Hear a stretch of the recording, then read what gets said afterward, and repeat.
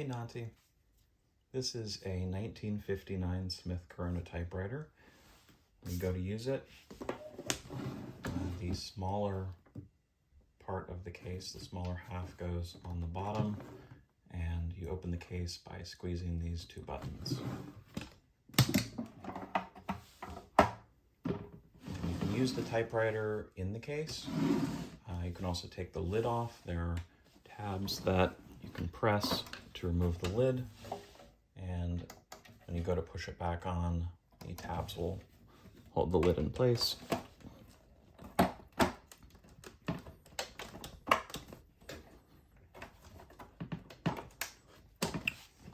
Like that.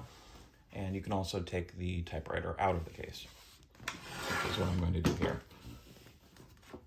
So to take the typewriter out, there's a bar here. You move it in the direction of the arrow, and then lift up from the front.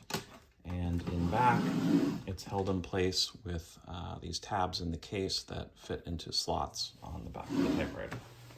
So I'm going to lift it out.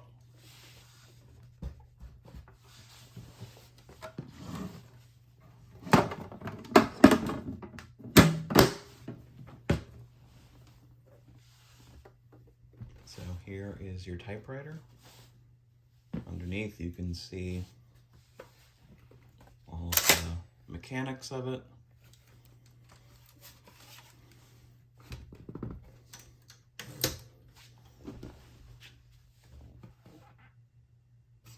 So when you go to use it, there are these paper arms that flip up for the paper to rest against. And you can adjust where you want the page to line up. I usually set it to 0. And insert a page and rotate the platen roller. Lift up these and fit the page underneath these rollers. And these slide if you need to adjust where the paper needs to be supported. You can also make little adjustments by opening the feed rollers. That's this lever here. If you pull that towards you, then the paper moves freely. You can make little adjustments, make sure everything is straight, and then close the feed rollers before you use it. When you first take it out of the case, the carriage is locked, so it won't advance, and you just need to move the whole carriage to the right to unlock it. And when you go to put it back in the case, you lock the carriage with this. If you lift up, the carriage snaps back to the center and is locked. And you always unlock by just pushing the carriage to the right. So if it's unlocked, you can type.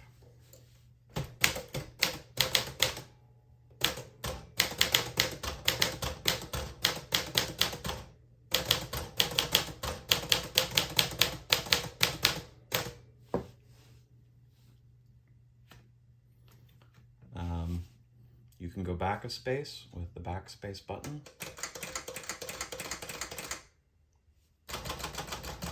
And shift is with either of these. This is a basket shift typewriter, which means the whole basket of type bars moves down. In some older typewriters, they were carriage shift, which means that pressing the space bar would lift up this whole carriage assembly, which was a bit harder to use. Instead of caps lock, there's a button that's spring-loaded that holds the shift mechanism down while you type, and then you can release by pressing the left shift button. To go to a new line, use the carriage return.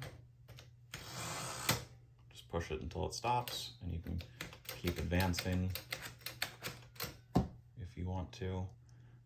You can also set the number of lines that it advances. Right now it's advancing one line every time I push it, But you can set it up here to do 2 lines for double spacing or 3 lines for triple spacing.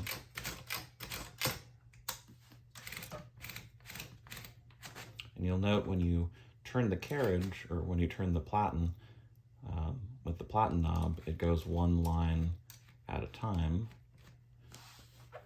You can also pull this out and it spins freely rather than in 1-line increments.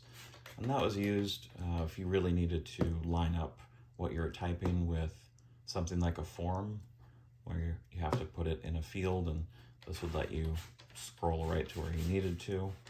And then if you push this back in, it goes back to advancing 1 line at a time. So when you're typing and you get close to the end of the line, there's a bell. That's about 7 or 8 characters before the end of the line.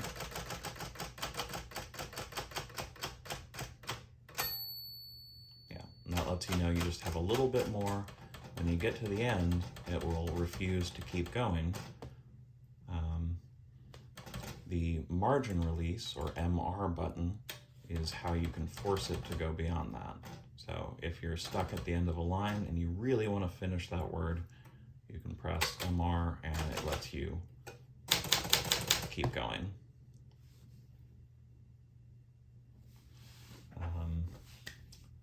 So you're limited to a certain starting point, that's the left margin, and a certain ending point, that's the right margin. And those are set with the margin stops. So that's what you would set to the size of the paper you have. So right now that's set for just regular letter size paper, but you can push these down and move the carriage to the middle and push them down and slide them to where they need to go. So if you use a smaller size paper, let's try putting it here, then when you go to the start of the line, it will just go to there, and the bell will ding right about here, and it will stop at the right margin. So sometimes they use half sheets of paper and need to adjust that. But I'll set it back to about an inch on the left and right.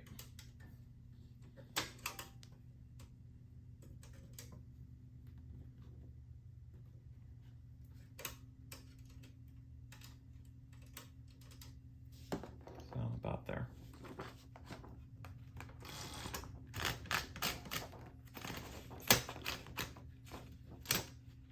I think I forgot to mention, you can move the carriage freely with this lever here, or the same lever on the other side. So you can pull that towards you and then slide it to wherever you need it to go. Again, you're limited to the margins, but you can use margin release to go beyond that on either side.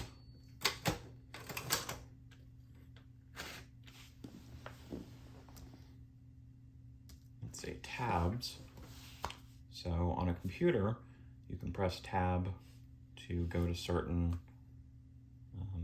positions, and on a typewriter, the tabs are physical tabs. And back here, if you fold down the back, there are these little metal tabs, and you can pull them out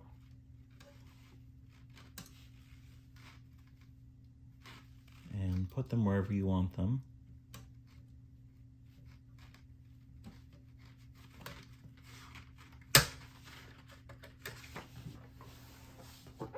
And then when you're using the typewriter, pressing the tab key will skip to the next tab. So we put a tab there, there's one there, and there, and there, and there. And that just corresponds to these actual metal tabs.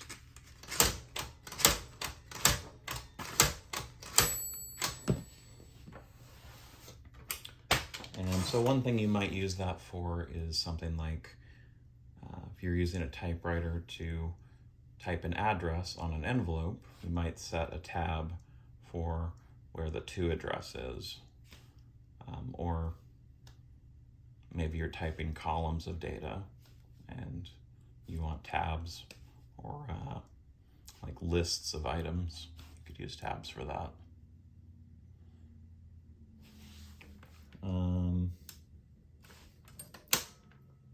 Typewriters of this age are missing some characters that you might expect, like the number 1.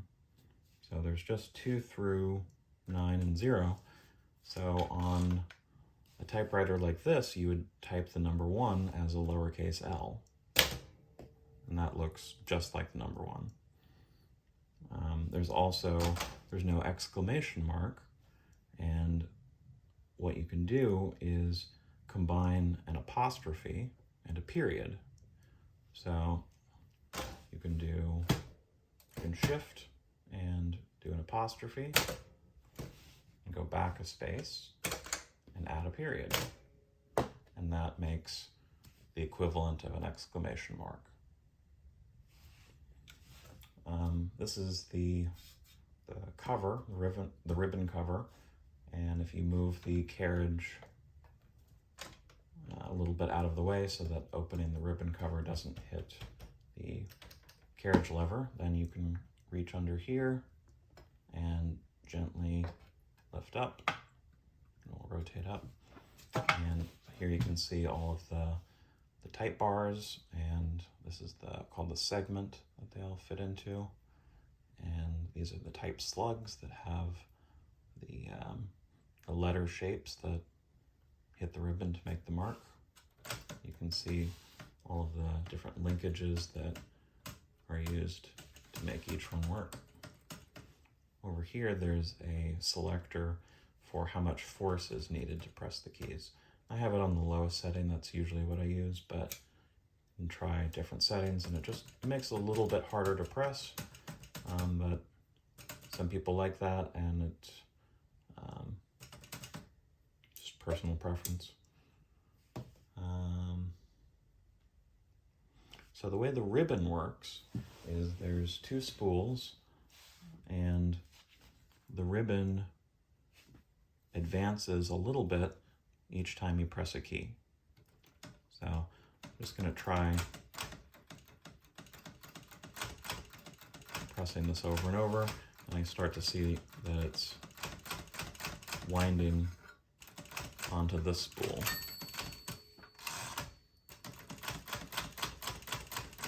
And what happens is when it gets to the end of the spool, there's a little rivet on the ribbon that will push this, and it makes the ribbon go in the other direction. So now,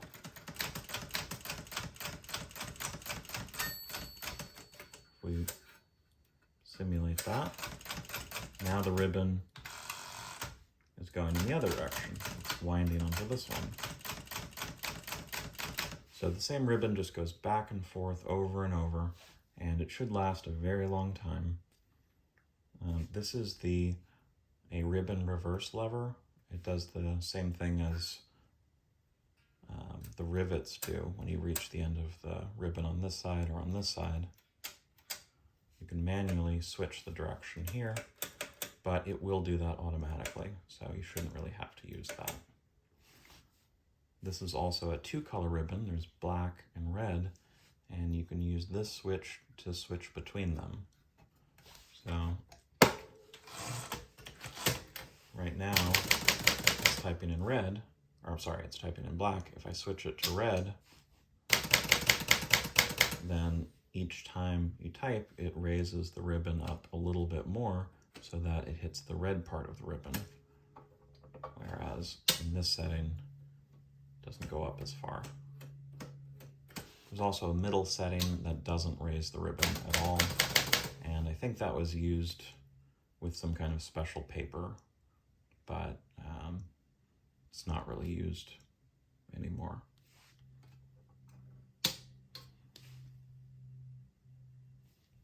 The ribbon that's in it right now should last for many years. It'll just go back and forth. If you ever do need to replace it, what you can do is just move the carriage out of the way so you can open up the cover. And a little trick that I learned is you can intentionally jam the keys together, like G and H.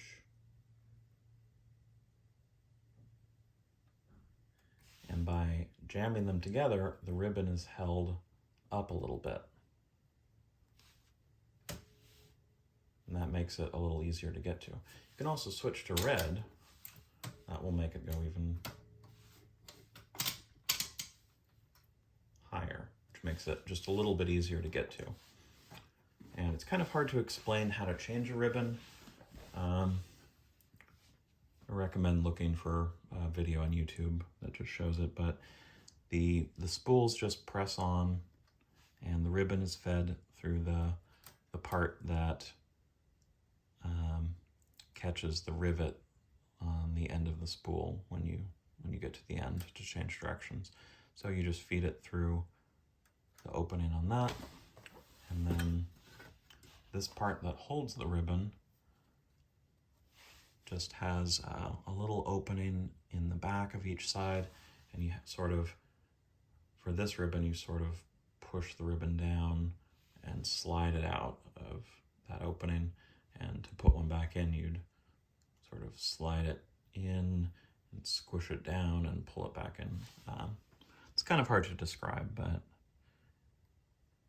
it's these are just little metal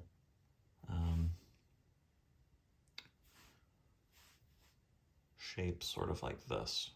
So you're sort of sliding the ribbon in and under and scrunching it down and pulling it out like that.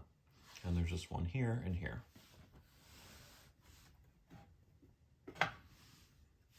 And then just release these. If you're typing and keys ever jam, you can just reach up and pull them back.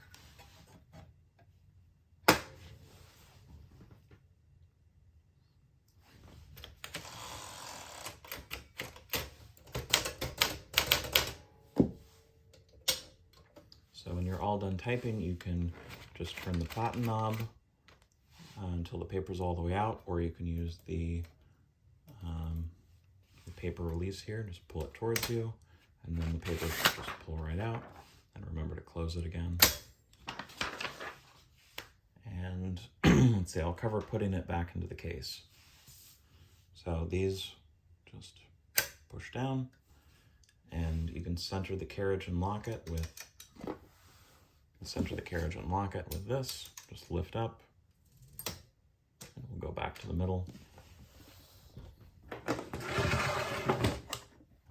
Open up the case, and then these tabs fit into the opening in the back of the typewriter there.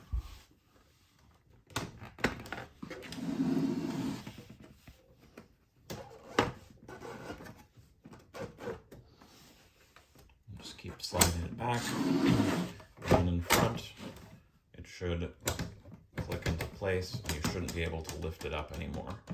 And then again, it's released with this. You just push it in the direction of the arrow, and it should come up. And you can push down to lock it back. And then just close the case.